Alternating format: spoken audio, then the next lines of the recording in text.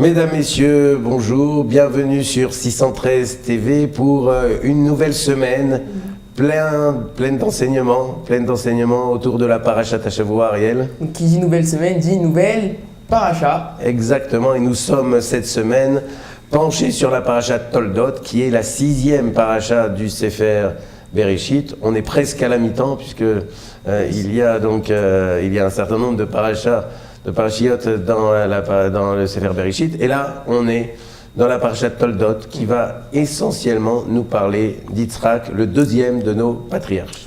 Alors, qu'est-ce qui s'est passé exactement dans cette paracha Toldot? Est-ce qu'on peut avoir un peu notre résumé de la paracha? C'est maintenant une tradition. La première émission de la semaine sur 613 TV, nous parlons des principaux points qui existent dans la paracha. Et cette semaine, nous voyons Yitzhak et Rivka, le nouveau couple qui s'est formé à la fin de la paracha Tra et Sarah. Eh bien, nous les voyons évoluer, et ça, c'est l'essentiel de toute la paracha Toldot. Alors, le premier événement, c'est donc le fait que le nouveau couple va s'installer et va attendre un certain nombre d'années avant d'avoir des enfants. Ils vont attendre exactement 20 ans. Et finalement, après beaucoup de prières, beaucoup de tfilotes, ils vont obtenir les enfants tant espérés. Et ces enfants, c'est Yaakov et Esav. Tout à fait. Alors, après la naissance de ces deux garçons, comment continue donc cette paracha Toldot? Une fois que l'on a l'heureux événement qui est arrivé, c'est-à-dire la naissance de Yaakov et d'Esav, qui sont jumeaux, ils arrivent en même temps. Le premier qui sort du ventre de Rivka, c'est Esav. Le second, c'est Yaakov. Et c'est parce qu'il tient le talon de son frère Esav que nous l'appelons Yaakov. Toujours est-il que ces deux garçons vont grandir et on les voit évoluer. Au départ, ils ne semblent pas différents l'un de l'autre, et ce n'est qu'à l'âge de l'adolescence, vers l'âge de 15 ans, qu'on va voir la différence. Rashi nous dit même qu'il n'y a absolument aucune différence jusqu'à l'âge de 13 ans. À partir de 13 ans, les choses vont changer du tout au tout. On dit qu'Esav était dans les champs, tandis qu'Yaakov était sous la tente en train d'étudier. Voilà, c'est deux caractères qui sont totalement différents. Yaakov se destine à étudier la Torah toute sa vie. On verra dans les prochaines semaines que cela ne va pas être le cas, en tout cas dans la seconde partie de sa vie. Et Esav, lui, est un homme des champs, un chasseur, et c'est ce qui va être décrit dans la suite de la paracha. Ensuite, qu'est-ce qui se passe? Il se passe qu'il y a un événement qui est noté en filigrane dans la paracha, c'est la disparition d'Avraham Avinu. Elle est annoncée dans la paracha de la semaine dernière, mais l'événement se déroule réellement dans notre paracha, et lorsqu'il y a un deuil, souvent on mange un plat de lentilles. C'est Yaakov qui va préparer un plat de lentilles pour son père Yitzhak, qui est donc en deuil. Et Esav, lui, est au champ, c'est-à-dire qu'il est à la chasse. Il ne se préoccupe pas de cette disparition. Et parce qu'il a faim lorsqu'il revient de la chasse, il va demander à Yaakov de manger d'une partie de ce plat. Et pour cela, il va le payer de son droit d'aînesse. Il ne veut pas de ce droit d'aînesse, il le délaisse, et il va faire en sorte que c'est Yaakov qui va le récupérer.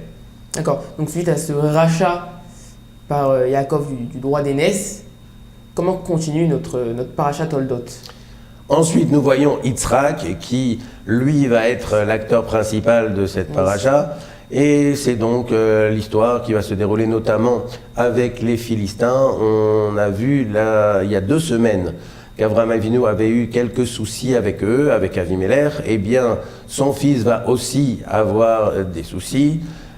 Toujours un problème de famine. Simplement, Yitzhak ne peut pas quitter Eretz Israël comme son père et comme son fils, puisque Yaakov aussi va vivre la famine du temps de Yosef. Mais à la différence des deux patriarches, Yaakov et Abraham, Yitzhak ne peut pas quitter Eretz Israël, puisque je vous le rappelle, il a été mis sur le Misbéach, il a été présenté comme un sacrifice pour Akadosh Baruch Hu, et depuis ça, il est encore plus kadosh, encore plus saint que son père et que son fils. Il ne peut pas donc quitter Eretz Israël, et Akadosh Baruch Hu lui dit d'aller se réfugier pendant cette période de famine chez les Philistins. Et chez les Philistins va arriver la même situation qui est arrivée à Abraham, c'est-à-dire que le roi va vouloir prendre Rivka donc comme épouse, et donc c'est toutes les aventures autour de Yitzhak, les puits, etc. Tout ça nous en parlerons et nous évoquerons tout ça dans les prochains jours. Alors, donc, après cette famine, la paracha continue, il me semble, avec la bracha. Oui, cet épisode alors, tant... il se trouve que nous passons rapidement sur la vie d'Yitzhak et relativement rapidement, nous arrivons déjà à la vieillesse de ce second patriarche. Yitzhak devient aveugle et voyant la fin arriver, décide de bénir Esav, son fils aîné, mais Rivka, qui a la névoie, c'est-à-dire qui a une vision encore beaucoup plus forte que tout à chacun, dit qu'il faut que cette bracha soit acquise non pas par Esav, mais par Yaakov. Et que va-t-elle faire? Alors, Yaakov va venir à sa demande. Esav, pendant ce temps-là, a été à la chasse pour prendre et trouver du gibier pour son père, pour lui préparer un mets. Yitzhak a donc demandé à Esav d'aller préparer un repas, et à court du repas, il va le bénir. Pendant ce temps-là, Rivka prépare un repas qu'affectionne particulièrement son mari, elle le donne à Yaakov, elle lui donne des habits de Esav pour qu'il passe pour être comme Esav.